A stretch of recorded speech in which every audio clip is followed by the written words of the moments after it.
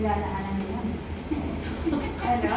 Pinaglalaanan niya. Kailangan ko yung pasok ko kayo. Yan, tatanong siya eh. Ma'am, medyo. Ano pa Kasi, rin? kasi, ang hirap. Ano Sabi yung India, sabi niya, are you sure you have clinic next week? Because I'll be absent again. Ano siya? Alam ko na yun eh. Ma'am, maglilib ako. May clinic ba? Sorry na, babe. Babe, sorry na. Sorry na talaga. Ako, gagalaw yata ito. Kailangan isang dal ni ma'am sa kanya. Yan, hindi na tayo. Malakas na to eh.